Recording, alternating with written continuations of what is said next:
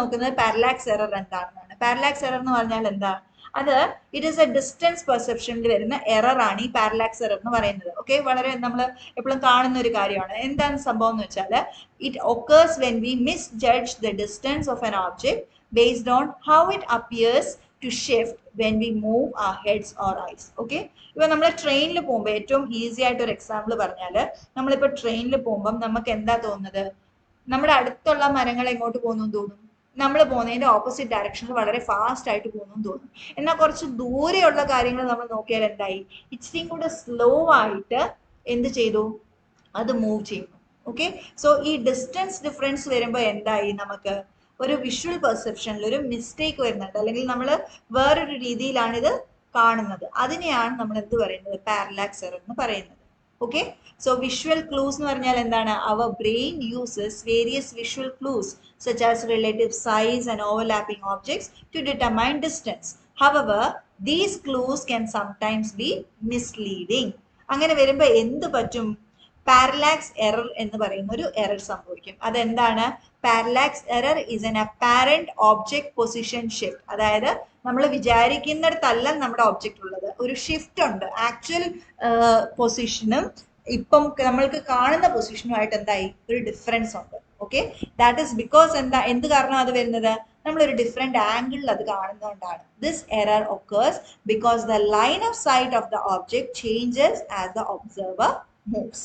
അതായത് നമ്മൾ നോക്കുന്ന ആ ഒരു ആംഗിളിൽ വരുന്ന ഡിഫറൻസ് കാരണം ഡിസ്റ്റൻസിൽ നമ്മൾ പെർസീവ് ചെയ്യുന്ന ഡിഫറൻസ് അല്ലെങ്കിൽ ഒരു എറർ, അതിനെയാണ് നമ്മൾ എന്ത് പറയുന്നത്? പാരലാക്സ് എറർ എന്ന് പറയുന്നത്. So parallax error can impact our depth in perception, leading us to misjudge the position of objects in space. Okay, so ഇതിൽ എന്താണ്? നമ്മൾ ആ ജഡ്ജിങ് ഡിഫറൻസ് വരികയാണ് അല്ലെ? നമ്മൾ ജഡ്ജ് ചെയ്യുമ്പോൾ ഒരു തെറ്റ് വരികയാണ്.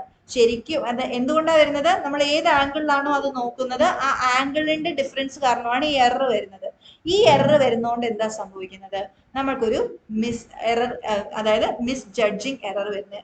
ആ എററിനെയാണ് നമ്മൾ എന്ത് പറയുന്നത്? പാരലാക്സ് എറർ എന്ന് പറയുന്നത്. ഓക്കെ, ഇനി ഇംപ്ലിക്കേഷൻസ് എന്താ നോക്കാം പെർസെപ്ഷന്റെ. ഒന്നെന്താണ്? ടീച്ചിങ് ആക്ഷൻസും പ്രിൻസിപ്പിൾസും നോക്കാം. അത് ആദ്യത്തെ എന്താണ്? നമുക്ക് പ്രൊവൈഡ് ചെയ്യാം, ആസ് ടീച്ചേഴ്സ് നമുക്ക് എന്ത് ചെയ്യാം? വിഷ്വൽ എയ്ഡ്സും ഡെമോൺസ്ട്രേഷൻസും പ്രൊവൈഡ് ചെയ്യാം. അപ്പം ഇതെന്തിനെ ഹെൽപ്പ് ചെയ്യും? വിഷ്വൽ പെർസെപ്ഷനെ ഹെൽപ്പ് ചെയ്യും. പിന്നെ വേറെ നമുക്ക് എന്ത് ചെയ്യാം? നമുക്ക് active learning and hands on experience കൊടുക്കാം. Active learning hands on experience എന്ന് പറയുമ്പോൾ എന്തായി? നമുക്കൊരു ടാക്ടൈൽ എക്സ്പീരിയൻസ് അല്ലേ കൊടുക്കുന്നത്? അതായത് ടാക്ടൈൽ സെൻസേഷൻ കൊടുത്ത് അതൊരു പെർസെപ്ഷനിലേക്ക് നമുക്ക് മാറ്റിയെടുക്കാം. ഓക്കെ, പിന്നെ നമുക്ക് യൂസ് ചെയ്യാവുന്നത് എന്താണ്? ഓഡിറ്ററി പെർസെപ്ഷൻ എങ്ങനെ ഇംപ്രൂവ് ചെയ്യാം? ക്ലിയർ ആയിട്ട് ക്ലിയർ ലാംഗ്വേജും മൾട്ടിപ്പിൾ ടൈംസ് എക്സ്പ്ലനേഷനും കൊടുത്താൽ നമുക്ക് എന്ത് ചെയ്യാം? ഓഡിറ്ററി പെർസെപ്ഷനെ നമുക്ക് എൻഹാൻസ് ചെയ്യാം. പിന്നെയോ stimulating and engaging learning environment. ഇങ്ങനെ നമ്മൾ ലേണിംഗ് എൻവയോൺമെന്റിനെ നമ്മൾ ഓർഗനൈസ് ചെയ്താൽ നമുക്ക് എന്ത് ചെയ്യാൻ പറ്റും? നമുക്ക് അറ്റൻഷനും മോട്ടിവേഷനും ക്രിയേറ്റ് ചെയ്യാൻ പറ്റും. സോ ആസ് ടീച്ചേഴ്സ് നമുക്ക് പെർസെപ്ഷനെ കുറിച്ച് അറിഞ്ഞിരുന്നാൽ നമുക്ക് എന്തൊക്കെ ചെയ്യാം?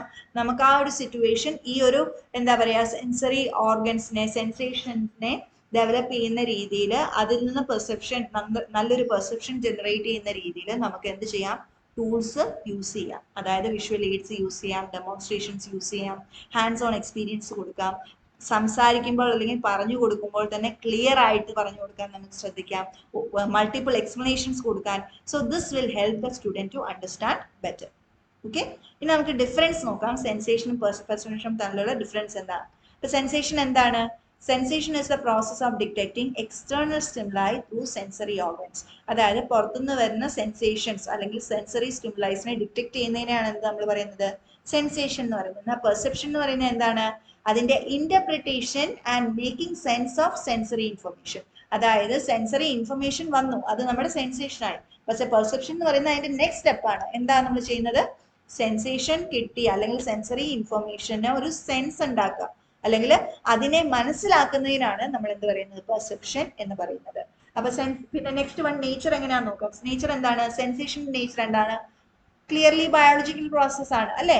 കോഗ്നിറ്റീവ് സ്കിൽസ് ഒക്കെ യൂസ് ചെയ്യുന്നുണ്ടോ? ഇല്ല, വെറും ബയോളജിക്കൽ പ്രോസസ് ആണ്. എന്നാൽ പെർസെപ്ഷൻ എന്ന് പറയുന്നത് എന്താണ്? നമുക്കത് ഇന്റർപ്രറ്റ് ചെയ്യണം അല്ലെ? അതായത് ബ്രെയിൻ ഇൻവോൾവ് ആണ്, സൈക്കോളജിക്കൽ പ്രോസസ് ആണ്, അത് കോഗ്നിഷൻ ഉണ്ട്, എല്ലാം കൂടെ ചേർന്നിട്ടാണ് നമ്മൾ അതിനൊരു ഇന്റർപ്രിട്ടേഷനും ഒരു മീനിങ്ങും എല്ലാം കണ്ടുപിടിക്കുന്നത്. സോ പെർസെപ്ഷൻ എന്ന് പറയുന്ന ഒരു സൈക്കോളജിക്കൽ പ്രോസസ് ആണ്. നെക്സ്റ്റ് പ്രോസസ് എങ്ങനെയാണ് നടക്കുന്നത്? സെൻസേഷൻ എങ്ങനെയാണ് നടക്കുന്നത്? It involves the reception of stimuli from environment through sensory organ. Sensation എന്ന് പറയുന്നത് തന്നെ എന്താണ്?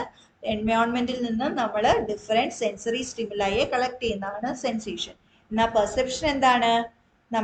നമ്മൾക്ക് കിട്ടിയ സെൻസറി ഡേറ്റയെ നമ്മൾ എന്ത് ചെയ്യാണ്? ഓർഗനൈസ് ചെയ്ത് ഐഡന്റിഫൈ ചെയ്ത് അതിനെ ഇന്റർപ്രറ്റ് ചെയ്യുന്നതിനെയാണ് എന്ത് പറയുന്നത്? പെർസെപ്ഷൻ എന്ന് പറയുന്നത്. ഓക്കെ, നെക്സ്റ്റ് റോൾ നോക്കാം. എന്താ സെൻസേഷന്റെ role? It provides raw data or information for the brain. Okay, sensation എന്ത് ചെയ്യുന്നു? റോ ആയിട്ട് ഡേറ്റ പ്രൊവൈഡ് ചെയ്യുന്നു. എന്നാൽ പെർസെപ്ഷൻ എന്ത് ചെയ്യുന്നു? It gives meaning to the sensory data and helps in understanding the environment. ശരിക്കും ഇതിനെ പ്രോസസ് ചെയ്യുന്ന ആരാണ്? പെർസെപ്ഷൻ ആണ്. ഓക്കെ, സെൻസേഷൻ എന്ന് പറയുന്നത് ഡേറ്റ കളക്ഷൻ മാത്രമാണ്. എന്നാൽ പെർസെപ്ഷൻ എന്ന് പറയുന്നത് എന്താണ്? അതിനൊരു മീനിങ് കൊടുക്കുകയും അതിനെ മനസ്സിലാക്കുകയും ചെയ്യുന്നതാണ് എന്ത്? പെർസെപ്ഷൻ.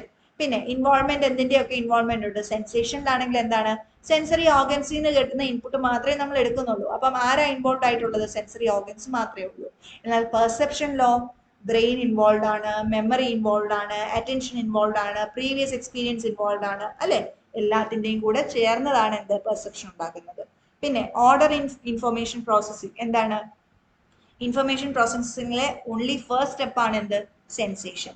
എന്നാൽ പെർസെപ്ഷൻ എന്ന് പറയുന്നതോ ബാക്കിയുള്ളതാണ് എന്ത്?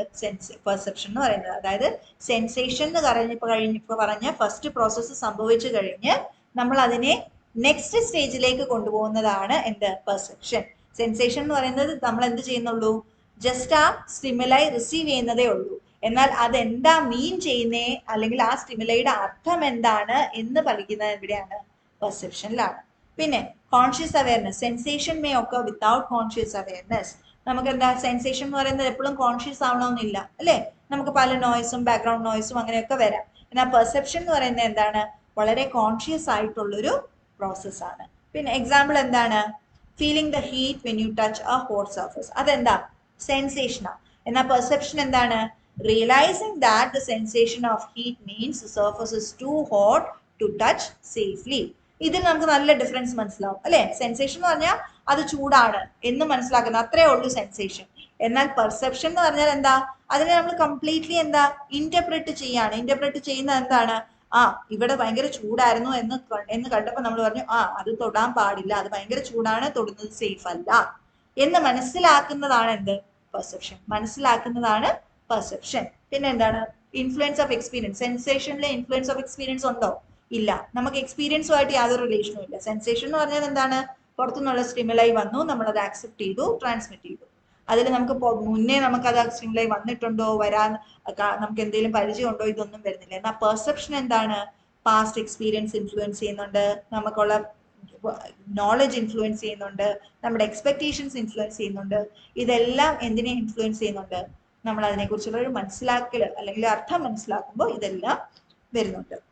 പിന്നെ മെഷർമെന്റ് എങ്ങനെയാണ്?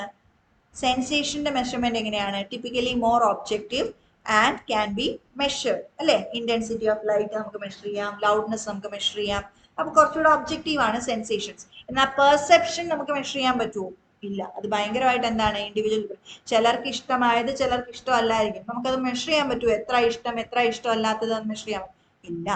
ഓക്കെ, സോ പെർസെപ്ഷൻ എന്താണ്? കുറച്ചുകൂടെ സബ്ജക്റ്റീവ് ആണ് and it is influenced by individual differences. അപ്പം ഇതിന്റെ രണ്ടിന്റെയും ഒരു ഡിഫറൻസ് മനസ്സിലായി കാണുമെന്ന് വിചാരിക്കുന്നു. സെൻസേഷൻ എന്താണ്? പെർസെപ്ഷൻ എന്താണ്?